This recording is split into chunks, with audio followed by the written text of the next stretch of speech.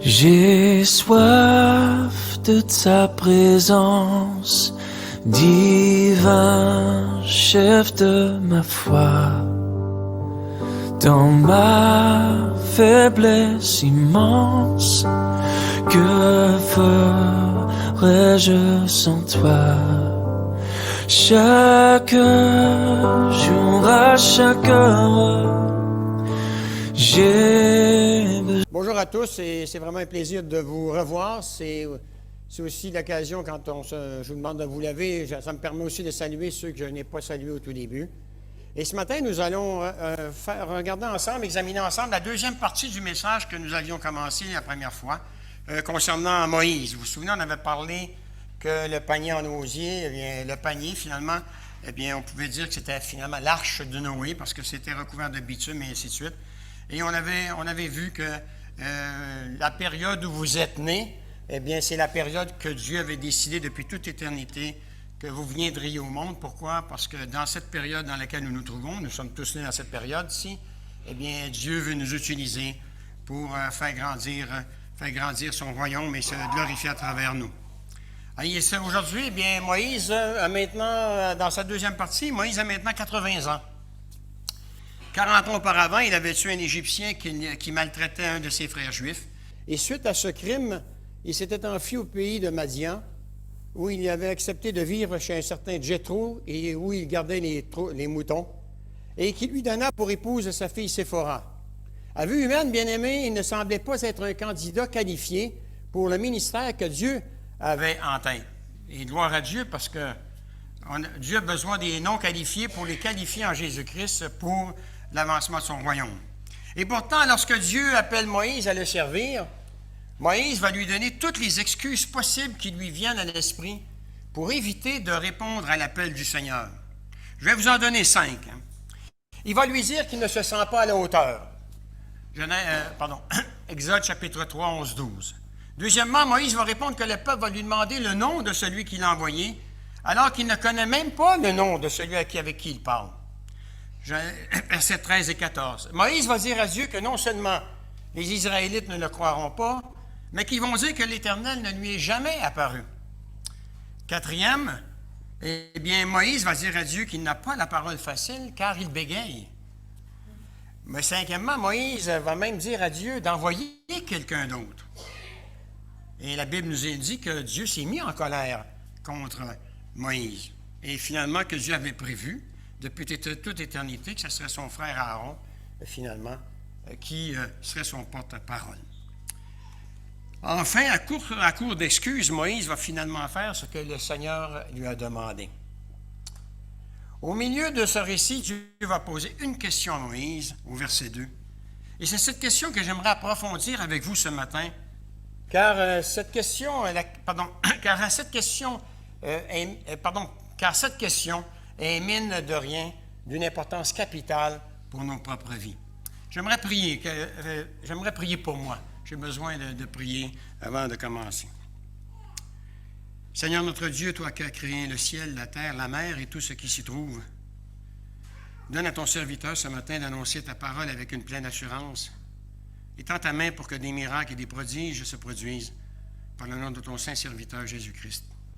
Et c'est en son nom que je t'ai prié. Et le peuple de Dieu dit Amen. La question est plutôt simple, hein? Qu'as-tu dans ta main? Et Moïse répondit un bâton. Tout ce que Moïse tenait dans sa main ce jour-là, c'était un simple bâton de berger, c'est-à-dire un bâton sec et mort. C'est tout ce que ce bâton représentait pour lui, mais aux yeux de Dieu, bien-aimé, ce bâton représentait bien plus que cela.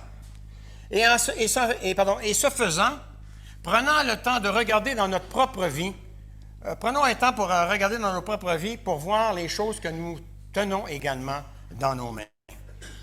Bien-aimés, un des buts de ce texte que nous nous apprêtons à examiner vise à nous amener à réaliser que tout comme Dieu a utilisé ce qui était dans les mains de Moïse pour manifester sa gloire, il désire également utiliser les choses que vous avez dans vos mains pour manifester sa présence et sa puissance dans le monde dans lequel nous vivons.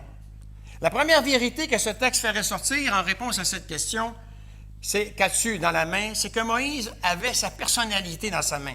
c'est-à-dire ce qui l'identifiait aux yeux de Dieu, aux yeux des gens. Et la question, c'est une question que vous pourriez vous poser. Qu'est-ce qui vous représente aux yeux des gens?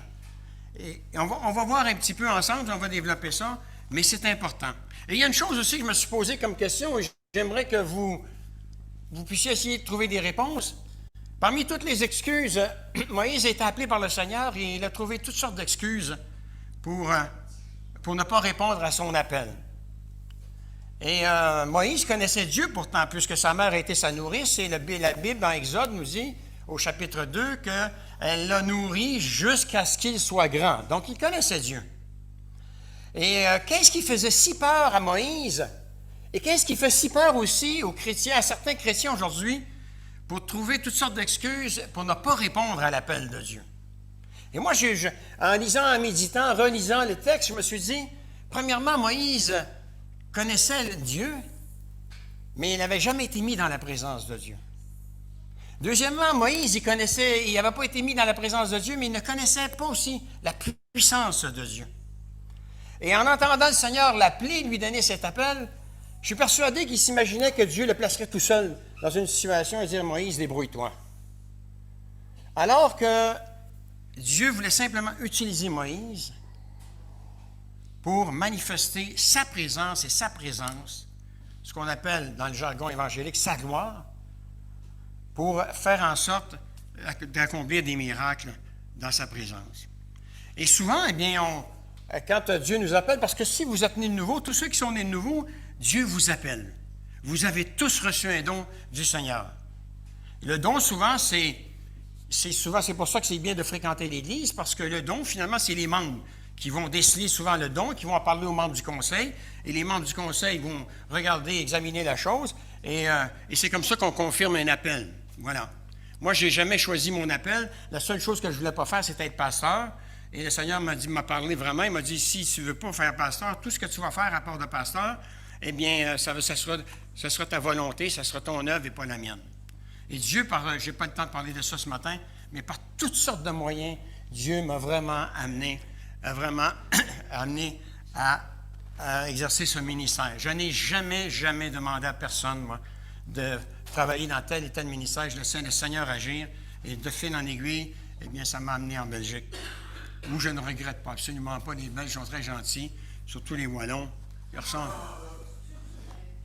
ressemblent aux Québécois. Je dirais peut-être surtout les Liégeois.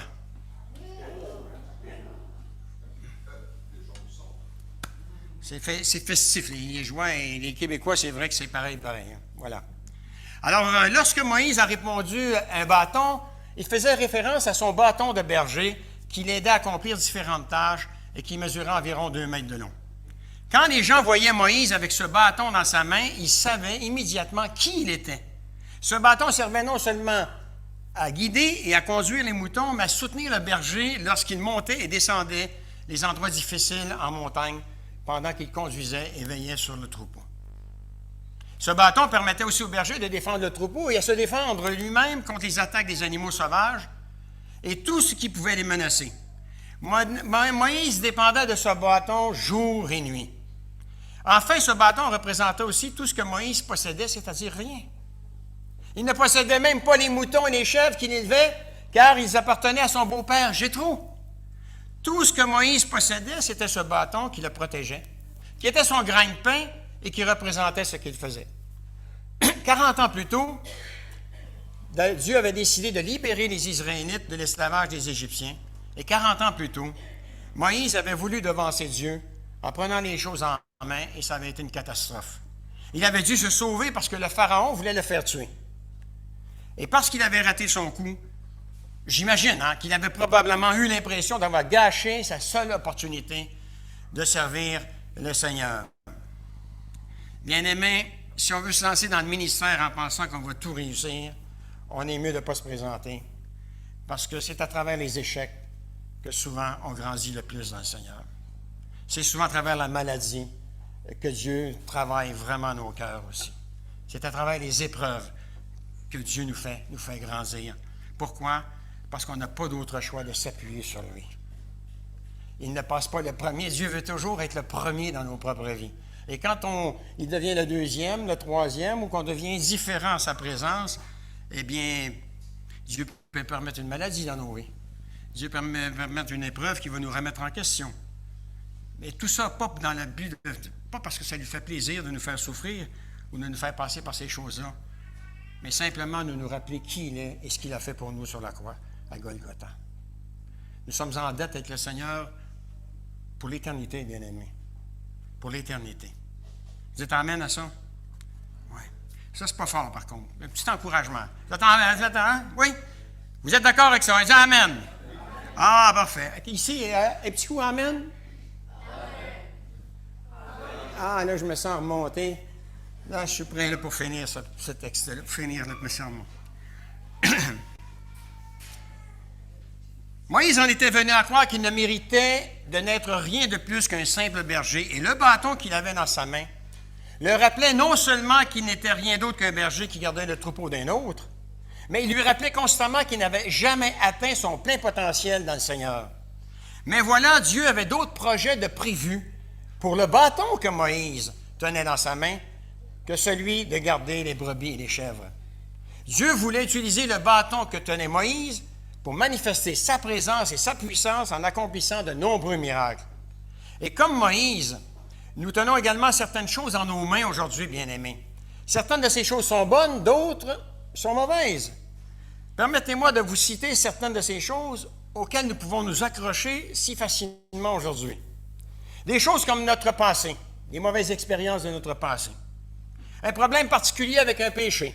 On se débat avec un péché depuis des années et on se sent coupable, on essaie de s'en sortir par nous-mêmes et finalement, ça nous amène à un esprit de timidité, un esprit de honte et finalement, eh bien, on se trouve disqué, on pense qu'on est disqualifié pour répondre à l'appel de Dieu.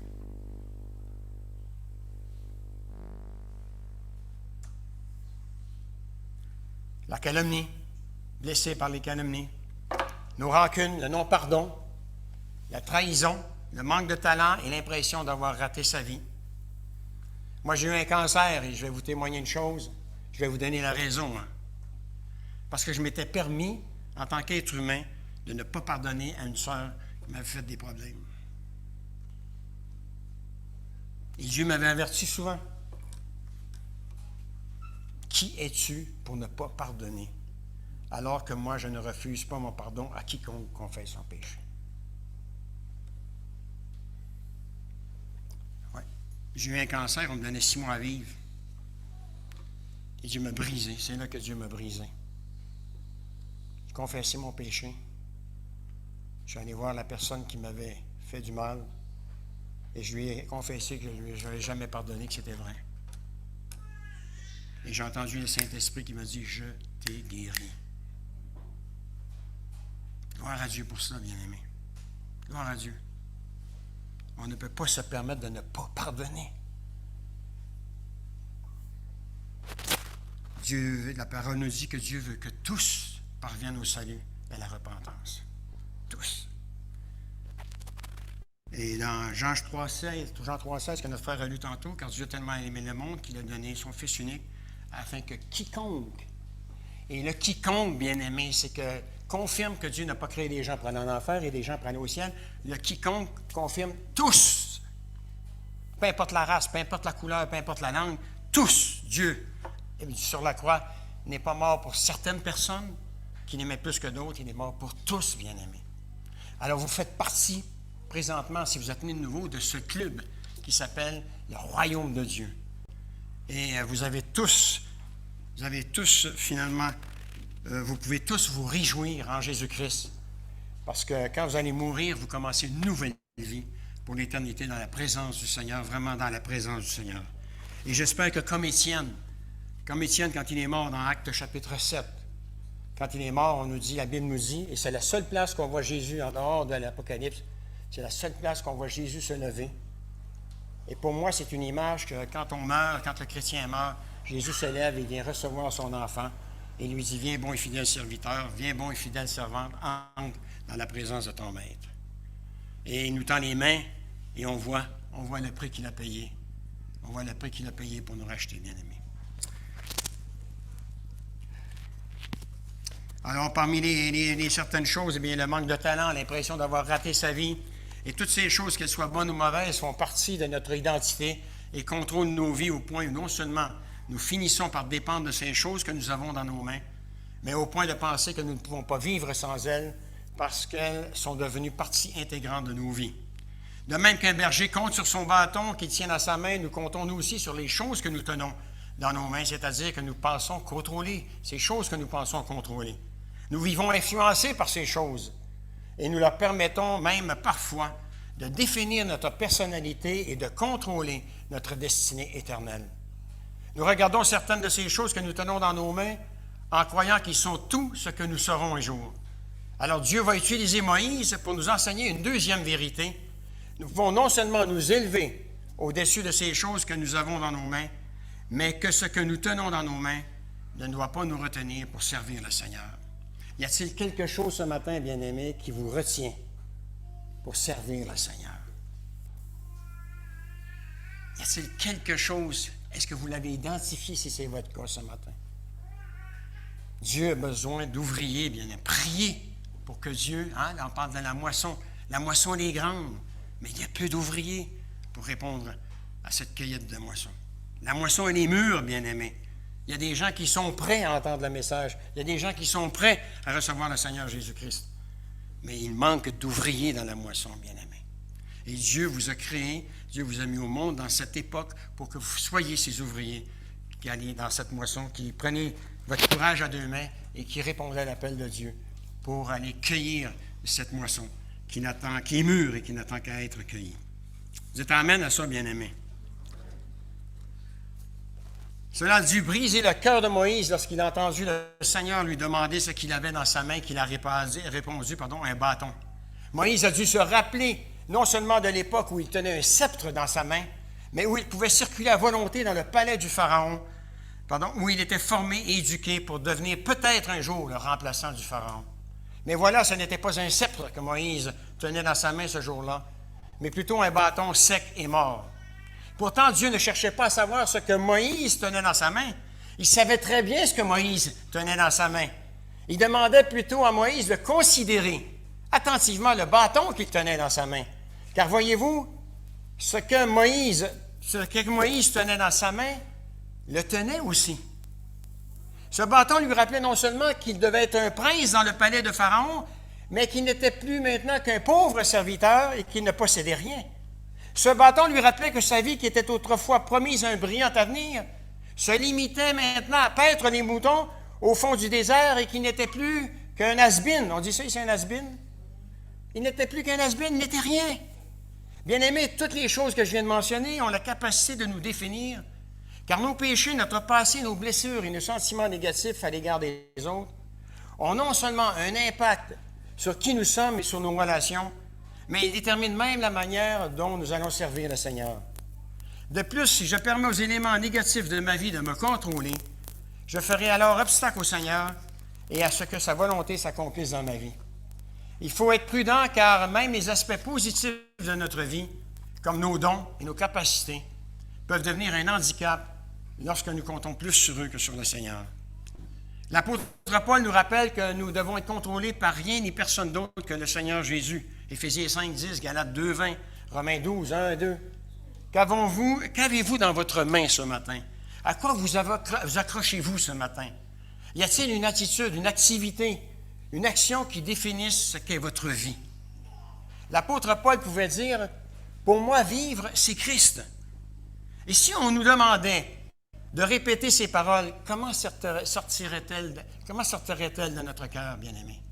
Si on nous demandait, pour vous, vivre, c'est Christ, comment on répondrait à la personne qui nous poserait la question? Est-ce que c'est vraiment Christ qui vit? Est-ce qu'on vit vraiment pour le Seigneur, bien-aimé? Où il y a tellement de choses en avant que le Seigneur est pratiquement absent dans notre service, absent dans notre prière, absent dans notre vie quotidienne, bien-aimé. Paul était capable de dire, pour moi, vivre, c'est Christ. Et pourquoi Paul pouvait dire, pour moi, c'est vivre c'est Christ? Parce que Paul avait accepté de mourir à lui-même. Saul était mort. Paul, le nouveau Paul était là. Et le nouveau Paul, eh bien, c'était pas un religieux, c'était quelqu'un qui était né de nouveau, c'était quelqu'un qui était un enfant de Dieu, c'était un citoyen du royaume et il voulait servir le Seigneur Jésus-Christ. Bien-aimé, que ce soit cette réponse que nous puissions donner. Pour moi, qu'est-ce que c'est pour moi vivre? Qu'on puisse donner cette réponse, c'est Christ. Et Christ seulement. Amen.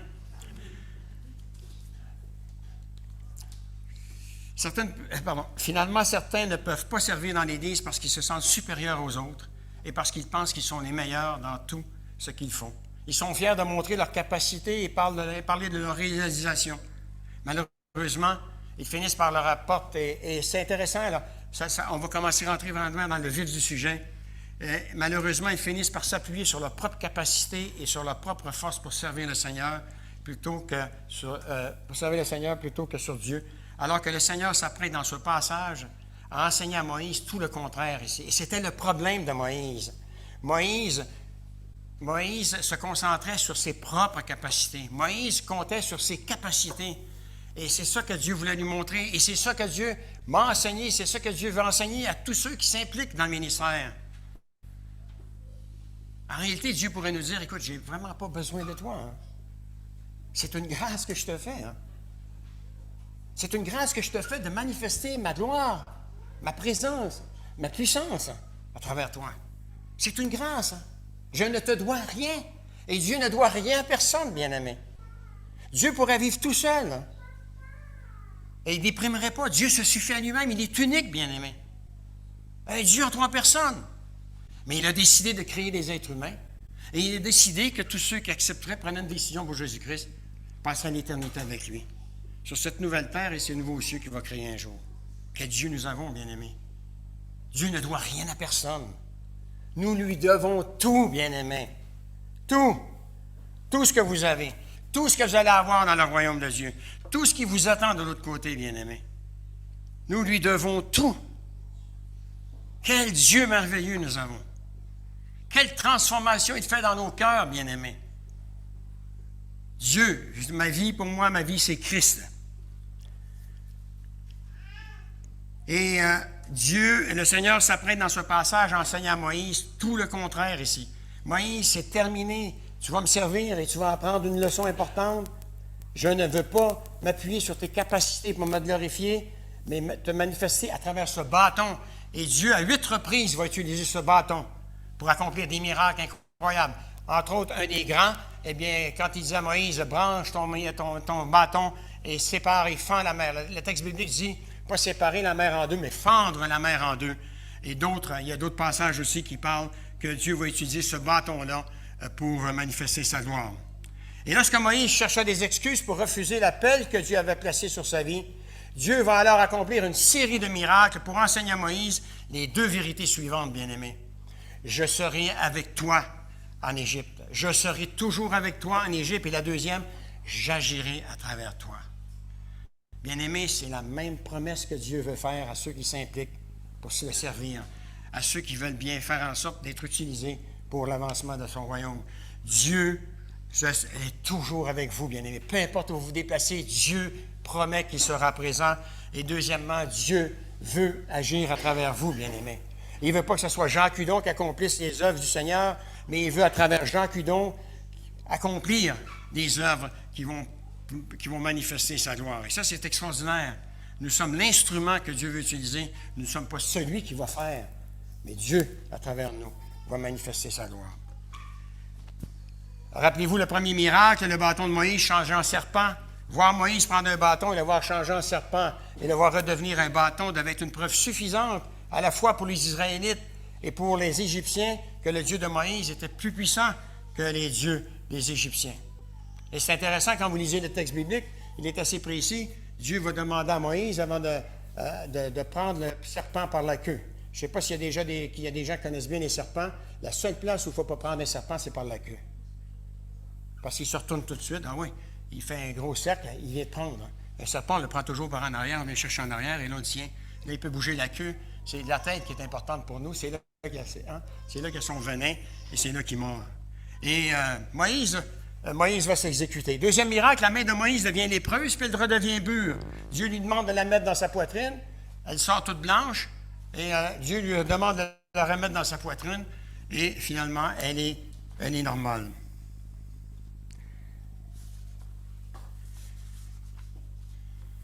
Et Dieu va lui dire au verset 8, chapitre 4, si les Israélites, chapitre 3, si les Israélites ne te croient pas et n'obéissent pas malgré le premier miracle, ils croiront à cause du second.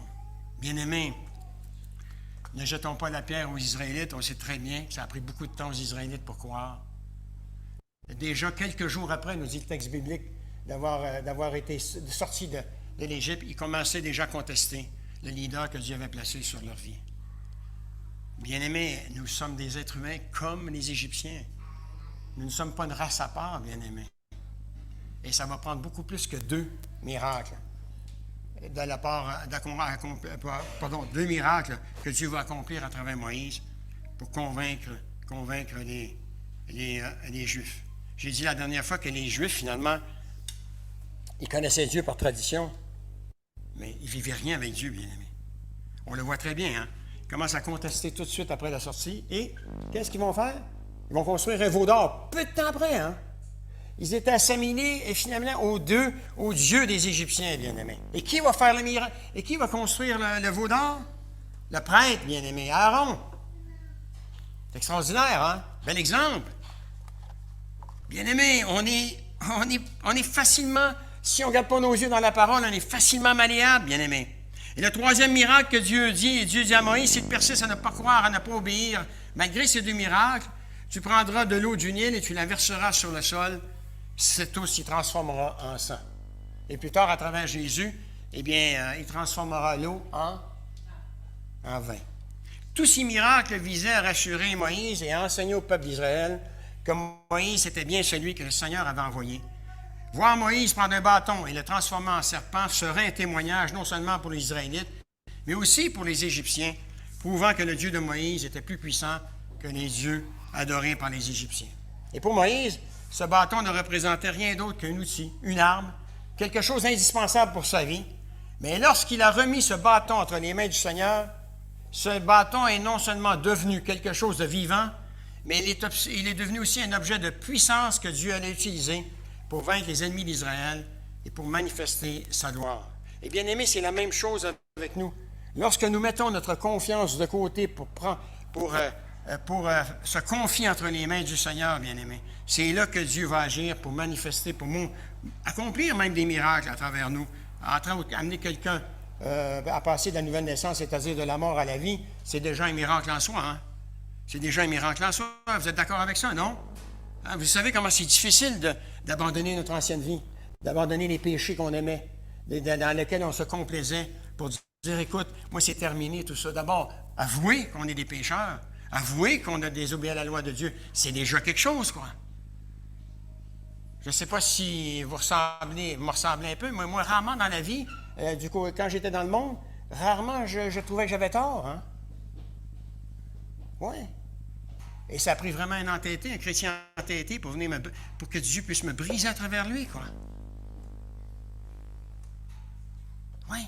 C'est pas évident, c'est pas évident. Et Dieu est patient. La patience de Dieu, bien-aimé, elle se voit à travers son amour, bien-aimé. Sa grâce, elle se voit à travers son amour, bien-aimé. Sa patience et tout le reste. Ah, mes amis, que Dieu était patient avec moi. Il a sûrement été avec vous aussi, non? N'est-ce pas? Je ne suis pas le plus dur, moi, de la salle, je ne pense pas. Hein? Je ne pense pas, mais Dieu nous connaît bien, il sait comment venir nous chercher. Et il sait surtout qui nous a envoyés, bien-aimés. Qui nous a envoyés? Parce que Dieu nous connaît mieux que nous-mêmes. Et la personne vers qui nous envoie, il sait qui a envoyé parce qu'il sait ce que cette personne-là a besoin d'entendre pour être touchée.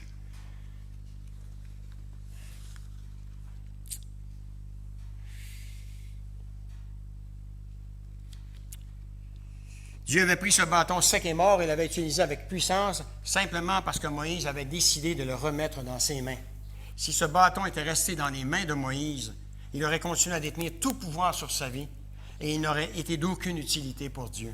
Mais voilà, parce que Moïse avait obéi à Dieu, il avait été libéré du pouvoir que le bâton exerçait sur sa propre vie et il était maintenant libre d'utiliser le pouvoir qu'avait ce bâton pour la gloire de Dieu.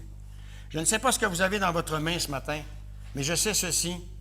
Si ce que vous avez dans votre main n'est pas soumis au Seigneur, il constitue un obstacle pour votre vie chrétienne, parce que cela vous empêche d'être tout ce que vous pourriez être pour le Seigneur. De plus, cela affecte non seulement tout le monde autour de vous, mais cela affecte aussi votre Église et empêche le Seigneur de manifester sa gloire à travers vous et à grandir dans votre foi. Ce péché que vous refusez peut-être d'abandonner à Dieu est un bâton sec et mort dans votre main.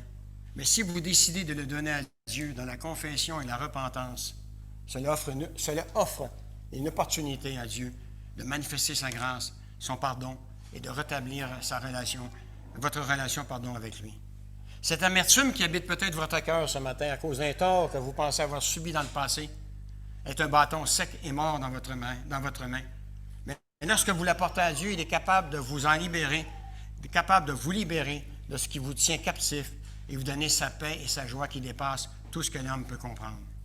Cet esprit négatif qui se trouve peut-être en vous ce matin et qui vous pousse à rechercher toujours ce qui ne va pas chez les gens est un bâton sec et mort dans votre main.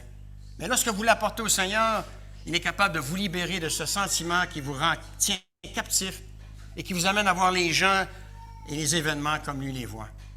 Cette tristesse que vous avez peut-être, qui habite peut-être votre cœur ce matin, que vous avez laissé façonner votre vie, qui a façonné votre vie et volé votre joie, est aussi un bâton sec et mort dans votre main. Apportez-la à Dieu et il vous enseignera que même dans votre douleur, il a un plan pour vous qui est celui de vous amener à ressembler à son Fils Jésus-Christ. Cette capacité intellectuelle que vous possédez, dont vous êtes si fiers, peut être un bâton sec et mort dans votre main. Mais lorsque vous l'abandonnez au Seigneur, elle devient un canal de bénédiction à travers lequel Dieu peut utiliser votre vie de manière à manifester sa puissance et sa présence, et ce, de différentes façons. Les réalisations que vous avez accomplies dans le passé et que vous recherchez continuellement à revivre sont un bâton sec et mort aussi dans vos mains. Mais lorsque vous les remettez entre les mains du Seigneur, il vous permettra de voir qu'il vous rendra capable d'accomplir encore de plus grandes choses dans le futur pour sa gloire. Bien-aimés, ce que nous tenons dans nos mains est soit un fardeau, soit une bénédiction, en fonction de ce que nous en faisons. Quand on s'y accroche, c'est un problème, mais lorsque nous les confions au Seigneur, il est capable de libérer son potentiel de bénédiction dans vos vies. Tout ce que je tiens dans mes mains peut entraver ma vie, ma marche avec Dieu, ma famille et mon Église, si je ne soumets pas ces choses au parfait contrôle de Dieu. Parfois, nous nous demandons pourquoi Dieu n'œuvre pas dans l'Église et ne sauve pas les âmes comme nous pensons qu'il devrait le faire. Cela peut être dû au fait qu'il y a des gens qui, comme Moïse, tiennent dans leurs mains des bâtons secs et morts qui doivent être remis au Seigneur. Bien-aimés, lorsque Moïse a gravi cette montagne ce jour-là, avec ce bâton sec et mort qu'il avait dans sa main depuis 40 ans, il n'avait jamais réalisé que pendant tout ce temps qu'il avait utilisé ce bâton l'avait aussi utilisé, car non seulement ce bâton identifiait Moïse, mais il contrôlait sa vie. Ce bâton lui disant, faites ceci, tu es un berger, et tu ne seras jamais autre chose qu'un berger gardant les brebis des nôtres. De plus, ce bâton était un problème au fil des années pour Moïse, et il ne s'en était même pas rendu compte. Il croyait que son bâton était une partie indispensable de sa vie et de son travail, mais il n'avait pas encore compris que le bâton qu'il tenait dans sa main était la clé à travers laquelle Dieu voulait manifester sa puissance dans sa vie. Il lui suffisait simplement de remettre ce bâton entre les mains de Dieu. Bien-aimés, le bâton ici est aussi synonyme de cœur, bien-aimé. Il y a des gens qui aimeraient être utilisés par le Seigneur. Il y a des gens qui aimeraient servir le Seigneur. Mais ils ne veulent pas lui donner entièrement, son cœur n'appartient pas entièrement au Seigneur, bien-aimé.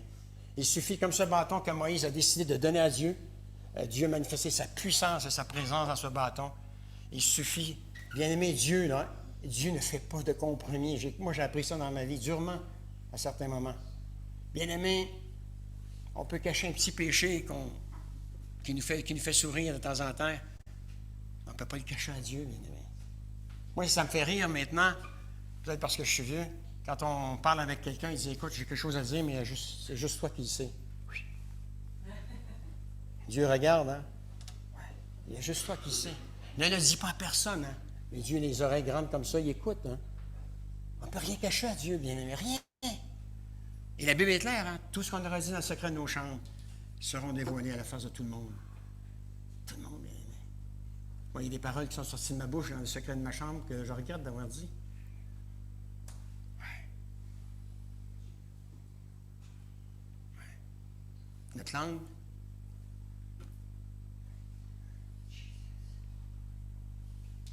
C'est Jacques, quand il la compare à un gouvernail de navire. Hein? Elle est petite, hein? C'est un petit muscle. Mais ô combien cette langue a parti des guerres dans le monde, hein, depuis que l'homme existe.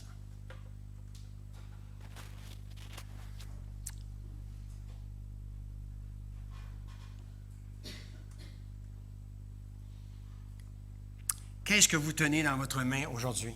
Qu'est-ce qui définit ce que vous êtes ce matin? Y a-t-il quelque chose, quelqu'un ou un péché que vous devez abandonner, qui vous retienne et qui vous empêche d'être tout ce pourquoi Dieu vous a sauvé, afin qu'il puisse manifester sa gloire à travers vous? Y a-t-il un événement de votre passé, une blessure, un chagrin, une amertume qui vous freine aujourd'hui?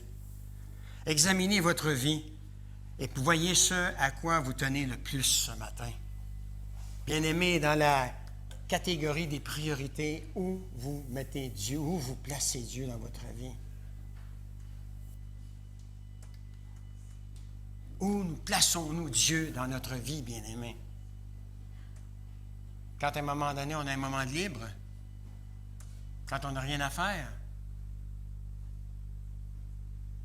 Dieu pourrait dire, bien, je vais t'écouter quand j'aurai un moment de libre, et quand j'aurai rien à faire. Mais tu sais, moi, je m'occupe de l'univers au complet, donc ça risque de prendre du temps, mais commence à avoir du temps pour toi. Hein?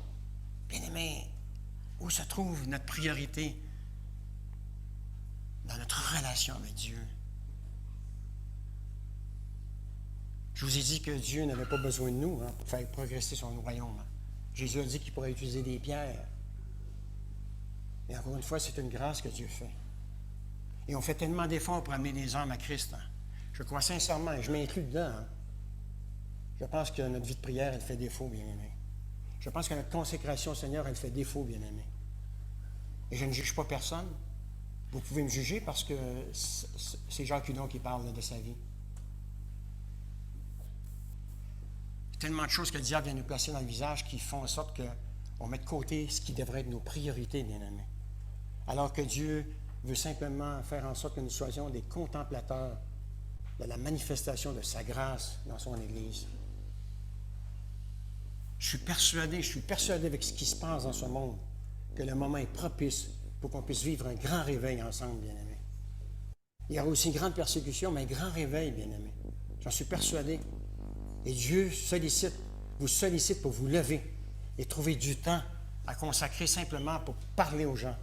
Et qu'ils voient qu'il y a une différence en vous, parce que vous êtes nés de nouveau, parce que vous n'appartenez plus, vous n'êtes plus des citoyens de la terre, mais vous êtes des citoyens des cieux, bien-aimés. Alors, la question qu'on peut se poser ce matin, où sont vos priorités? Faites un palmarès, hein, comme les 50 meilleurs disques. Hein? On fait ça souvent. Alors, faites vos priorités sur 10. Prenez-en pas 50, sur 10. Quelles sont vos priorités? Où Dieu occupe la place sur ses priorités, bien-aimés? Et là, on n'essaye pas de mettre la faute sur personne. Vous allez dire, mais s'il n'est pas le prioritaire, c'est à cause de ça. Non, non. Vous êtes responsable de répondre à Dieu pour vous, vos priorités. Mais simplement classer et dire en premier lieu, c'est ma prière, ma vie de prière qui est importante. En deuxième lieu, c'est mon temps d'approfondir ma connaissance du Seigneur qui est importante. Dieu ne nous demande pas de faire une étude biblique de 3 heures à chaque jour. Dieu ne nous demande pas de prier pendant 5 heures le matin. Non. Prendre un temps avec lui.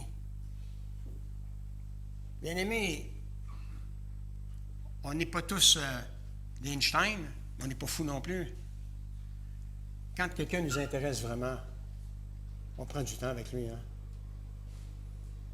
On ne lui dit pas, quand on le rencontre, « Ah, ça fait tellement longtemps que je veux t'appeler. » On prend du temps avec lui. Hein?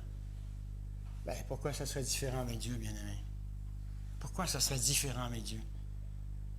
Vous savez, ce qui m'a interpellé ce matin, ça ne paraît pas, mais mine de rien, à peu près tous les chants que notre frère a choisis, ça touche à la sanctification. Ça touche à la sanctification. Ouais. Est-ce que c'est quelque chose de notre vie qui nous empêche, encore une fois, de prendre ce temps de partage avec Dieu, comme lui, pas l'exige, mais entre guillemets, parce qu'on lui doit tellement, bien-aimé.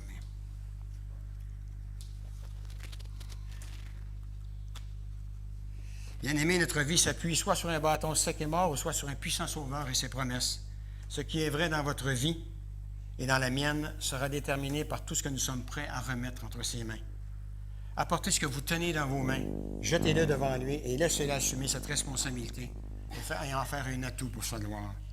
Imaginons maintenant que nous renversions, en terminant, imaginons maintenant que j'ai pensé à ça cette nuit, imaginez en préparant le message, imaginez maintenant que nous renversions les rôles et que nous posions la même question à Dieu. Tiens, Seigneur, qu'est-ce que tu as dans ta main ce matin? Que verrions-nous lorsqu'il ouvrirait les mains? Eh bien, moi, c'est le Seigneur qui m'a placé ça dans mon cœur. Nous verrions nos noms gravés sur les paumes de ses mains. Ésaïe 49, 16. Et il nous dira ensuite, une femme oublie-t-elle l'enfant qu'elle allait? Cesse-t-elle d'aimer l'enfant qu'elle a porté? À supposer qu'elle l'oublie, moi, je ne t'oublie pas. Est-ce merveilleux, ce nom? Merveilleux. Il y a des mères aujourd'hui, ça commence à être fréquent, qui abandonnent leur bébé. Et Dieu nous dit, tu es mon bébé, tu es mon enfant, tu es mon serviteur, tu es ma servante, je ne t'abandonnerai jamais, bien-aimé, jamais. Et si tu te sens seul, c'est soit ta relation qui fait défaut, ou c'est le malin qui vient te chuchoter quelque chose dans les oreilles pour te faire douter de moi. Bien-aimé, quelle consolation, n'est-ce pas, de savoir que Dieu ne nous oublie pas. Vous êtes amen à ça. Oh, ça dort. Non, lui, il est réveillé, hein? Lui, il est réveillé. On devrait faire comme à la télévision, là. Il y a un gars en avant qui tape des mains, il fait taper les gens. Hein? Allez, c'est ridicule ce qu'il dit, mais taper pareil, je paye vous faire taper des mains. Hein? Moi, je peux payer vous faire taper des mains, mais que vous puissiez rendre gloire à Dieu, bien-aimé. Hein? Voilà. Alors, ce côté-ci, là, vous lui enlevez une, hein? Vous êtes amen à ça. Ah, voilà. Merci, Léo. Merci, Lilo. Imaginons maintenant, je termine avec que nous soyons audacieux, que nous posions la même question à Jésus. Seigneur, qu'est-ce que tu as dans tes mains? Que nous montrerait-il? Il ouvrirait les mains et nous dirait, les trous que vous voyez dans mes mains vous rappellent que j'ai accepté de prendre sur moi votre condamnation, que vous méritiez pour vos péchés sur la croix.